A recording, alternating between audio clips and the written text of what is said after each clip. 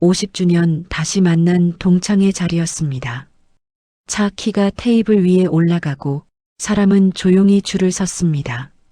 아무도 생각하지 못했던 반전의 그날 그 이야기를 시작해 보겠습니다. 호텔 연회장 입구가 열리자 사람들이 천천히 고개를 듭니다. 오늘은 고등학교 50주년 동창회입니다. 대부분은 이미 도착해 있습니다. 남자들은 어두운 양복에 넥타이를 매고 여자들은 단정한 정장을 입고 있습니다. 서로의 얼굴을 확인하며 웃고 떠듭니다. 그 사이로 주인공이 들어옵니다. 검은 점퍼 차림입니다. 눈에 띄지 않는 옷차림입니다. 걸음은 느리지만 흔들림은 없습니다. 안내 데스크 직원이 이름을 확인하더니 잠시 멈춥니다. 그리고 아주 짧게 고개를 숙입니다. 주인공은 그 인사를 가볍게 받아넘기고 안쪽으로 향합니다. 테이블 배치가 한눈에 들어옵니다. 연회장 중앙에는 사람들이 몰려 있습니다. 말이 많고 목소리가 큰 친구들입니다. 회사 대표를 했다는 사람, 병원을 운영한다는 사람, 부동산으로 돈을 벌었다는 사람들입니다. 웃음이 끊이지 않습니다. 주인공의 이름표는 가장자리입니다. 기둥 옆 동선에서도 살짝 벗어난 자리입니다. 의자를 빼고 앉아 테이블이 조금 흔들립니다. 맞은편 친구가 힐끗 보더니 웃으며 말합니다. 여긴 좀 조용하지? 중앙은 바쁜 사람들이 앉는 자리라. 옆에 있던 친구도 말을 보탭니다. 옛날이랑 똑같네. 너는 늘 이런 자리였잖아. 웃음이 나옵니다. 주인공도 입꼬리를 올립니다. 대꾸는 하지 않습니다. 예전 교실에서 늘 듣던 말과 크게 다르지 않습니다. 그는 자리에 앉아 주변을 둘러봅니다. 아무도 그를 중심으로 이야기를 시작하지 않습니다. 그때 연회장 안쪽에서 한 남자가 주인공을 바라봅니다. 총괄 매니저로 보입니다. 그는 잠시 시선을 고정하더니 고개를 끄덕이고는 휴대전화를 꺼냅니다. 그 장면을 알아채는 사람은 주인공뿐입니다. 잠시 후 주인공의 휴대전화가 조용히 진동합니다. 화면에는 짧은 문자가 떠 있습니다. 20분 후 도착 예정입니다. 주인공은 메시지를 길게 보지 않습니다. 화면을 끄고 다시 테이블을 봅니다. 마침 사회자가 마이크를 잡습니다. 이제 본격적으로 이야기 나눠볼까요? 다들 오랜만이잖아요. 그 말이 시작 신호라는 것을 직감합니다.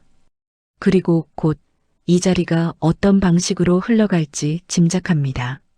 술잔이 몇 번 오가자 분위기가 풀립니다. 대화는 빠르게 한 방향으로 흐릅니다. 근황 이야기입니다. 누가 무엇을 했고 어디까지 왔는지를 확인하는 시간입니다. 자연스럽게 순서가 생깁니다. 말을 많이 하는 사람이 먼저입니다. 한 친구가 자신의 이야기를 끝내며 차 키를 테이블 위에 올려놓습니다. 반짝이는 로고가 조명 아래서 드러납니다. 다른 친구도 키를 꺼냅니다. 누군가는 일부러 키를 돌려놓습니다. 브랜드가 잘 보이도록 말입니다. 이번에 바꿨어. 옵션이 좀 다르지. 그 급이면 유지비도 만만치 않겠네. 그래도 차는 체면이야. 웃음과 맞장구가 이어집니다. 테이블 위에는 어느새 키가 몇 개 놓여 있습니다. 누가 중심에 있고 누가 가장자리에 있는지 분명해집니다. 키가 하나의 기준처럼 작동합니다. 시선이 주인공에게 향합니다.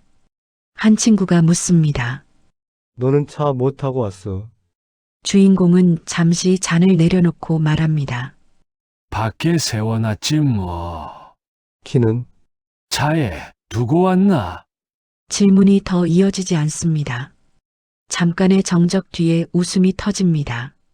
아직도 소박하네. 어디 끝자리에 세워놨겠지. 나. 주인공은 고개를 끄덕입니다. 반박하지 않습니다. 설명도 하지 않습니다. 이 자리에서는 어떤 말도 오히려 자신을 더 작게 만들 것임을 압니다. 그때 연회장 직원이 다가와 물컵을 채워줍니다. 그리고 주인공에게만 낮게 묻습니다. 불편하신 점은 없으십니까? 주인공이 고개를 젓습니다. 괜찮습니다. 직원은 한 번 더 고개를 숙이고 물러납니다. 친구들은 그 장면을 보지 않습니다. 보고도 의미를 두지 않습니다.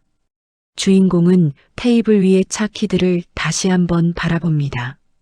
그리고 그의 휴대전화가 다시 진동합니다. 이번엔 알림 한 줄입니다. 로비 입구에서 대기하겠습니다. 주인공은 손을 무릎 위에 올려놓습니다. 아직은 아무도 알 필요가 없습니다. 시간이 흐를수록 주인공은 대화에서 더 멀어집니다. 화제는 연금, 자식, 골프 회원권으로 넘어갑니다. 서로가 서로를 확인합니다. 그러나 주인공에게는 질문이 오지 않습니다. 한쪽에서 과거 이야기가 나옵니다. 얘는 학교 다닐 때도 말이 없었잖아. 맞아, 존재감이 없었지. 웃음이 섞입니다. 아기는 없어 보입니다. 그러나 무심한 말이 가장 오래 남습니다. 주인공은 숟가락을 내려놓습니다. 얼굴은 차분합니다. 다만 눈빛이 잠시 흔들립니다. 그는 학창 시절을 떠올립니다. 늘 뒤에 서 있던 자리, 손을 들지 않던 교실, 지금과 크게 다르지 않습니다. 사람들은 조용한 사람을 쉽게 판단합니다. 아무 말도 하지 않으면 아무것도 아닌 사람으로 봅니다. 그때 주인공의 휴대전화 화면이 잠깐 켜집니다. 새로운 메시지입니다. 도착했습니다. 주인공은 화면을 바로 끕니다. 주변을 둘러봅니다. 아무도 그를 보지 않습니다. 그는 잠시 화장실을 다녀오겠다며 자리를 뜹니다. 연회장 복도를 걸어가자 직원 2명이 마주칩니다. 그들은 주인공을 보고 잠깐 멈춘 뒤 고개를 숙입니다. 안녕하십니까? 주인공은 짧게 고개를 끄덕입니다. 아무 말도 하지 않습니다. 화장실 거울 앞에서 점퍼깃을 정리합니다. 옷은 평범하지만 자세는 흐트러지지 않습니다. 그때 뒤에서 발소리가 들립니다. 총괄 매니저입니다.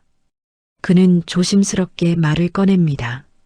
선생님, 잠시 후에 모시러 오실 예정입니다. 주인공은 짧게 답합니다. 알겠습니다. 표정에 긴장이 묻어 있습니다. 주인공은 다시 연회장 쪽으로 걸음을 옮깁니다. 문틈 사이로 테이블 위에 차 키들이 보입니다. 아직 이 자리는 그대로입니다. 연회장 안은 더 시끄러워졌습니다. 술 기운이 돌자 말도 거칠어집니다. 한 친구가 골프 이야기를 하다 주인공을 힐끗 봅니다. 너는 그런 데는 관심 없지? 다른 사람이 웃으며 덧붙입니다. 쟤는 우리랑 결이 달라. 굳이 어려운 얘기 안 해도 되잖아. 그 말은 배려처럼 들리지만 선을 긋는 말입니다. 주인공은 잔을 내려놓습니다. 더 이상 웃지 않습니다. 등을 의자에 기대고 조용히 숨을 고릅니다. 그때 연회장 총괄 매니저가 다시 다가옵니다. 이번에는 명함 지갑을 들고 있습니다. 그는 몸을 낮추고 주인공에게만 말합니다. 선생님, 끝나고 잠깐만 뵙겠습니다. 주인공이 고개를 끄덕입니다. 옆자리 친구가 그 장면을 보고 묻습니다. 아는 사람이야. 주인공은 짧게 답합니다.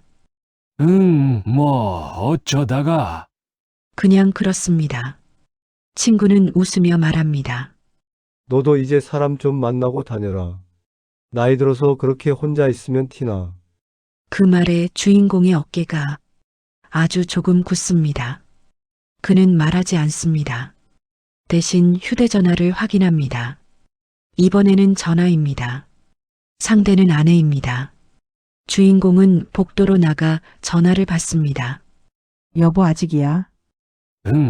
거의 끝나가는 분위기야. 친구들 또 그러고 있지. 그런데 오늘은 조금 다를 것 같아. 무슨 일 있어? 모시러 온대. 모시러 온대. 아내가 잠시 말을 멈춥니다. 당신은 꼭 끝까지 말 안 하지. 오늘은 설명 안 해도 돼.